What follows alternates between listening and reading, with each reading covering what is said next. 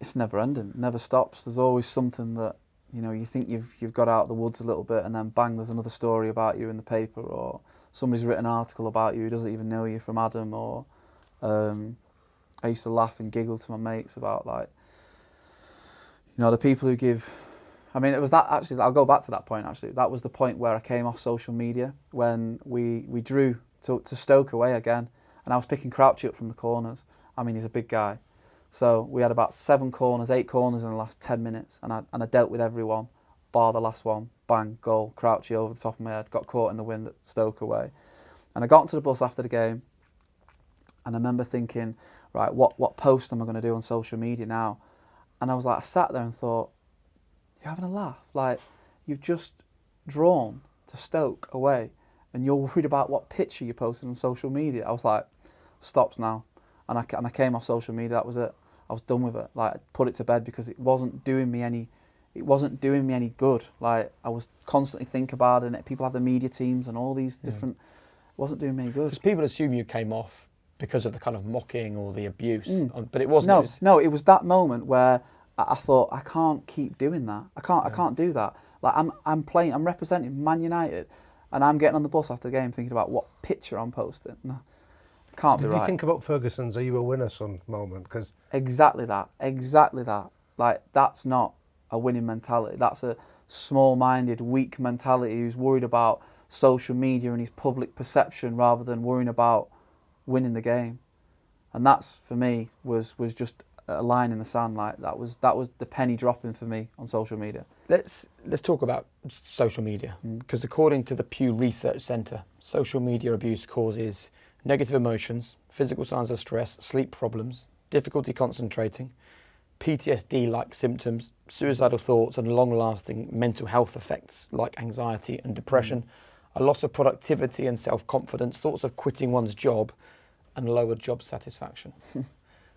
All of that from abuse on social media. Yeah. How do you feel when you hear that list? It's correct. I'm not going to sit here and lie, because we're in 2024 and we're still talking about racism, and we're still talking about problems like this on social media, and it's like we do things to try and eradicate it, and we're still to this day talking about it, and it's sad, but I had to deal with it, and I did deal with it, and I'm such a better person for it, and that's where I say that I'm so glad I have gone through that, because I can now offer that experience and advice to these young kids coming through. And it's difficult. Like, of course it's difficult. There's no way of glossing it up. You can't say anything more on it. It's a tough place to be at the time. What was because I've had it, nothing like the scale that you've had it, but as a football presenter, you just get criticised, and then everyone jumps on the bandwagon. And to me, it felt like every single person was doing it, and that if I walked down the street, everyone would be going, "That's the guy that," and it's not. That's not the truth. But my God, it feels. It's exactly like that. So all-consuming, doesn't it? Yeah. I couldn't even sort of think straight on the days when people were, when I was trending or people were coming for me or whatever. Yeah. I don't know whether your experience rings with that.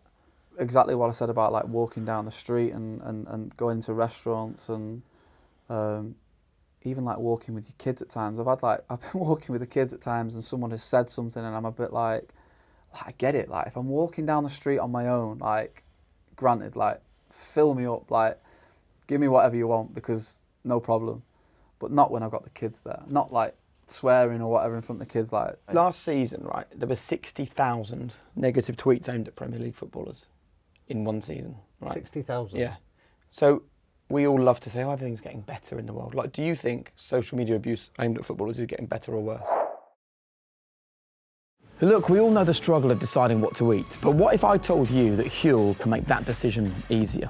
Their Taster Bundle has got 8 ready-to-drink bottles, including their Black Edition, which has got 35 grams of protein, 6 daily A to Z vitamins, 8 complete nutrition bars, 2 hot savoury pots, and a free Huel t-shirt. All you have to do is click the link in the description to unlock your offer now at huel.com/highperformance. Worse.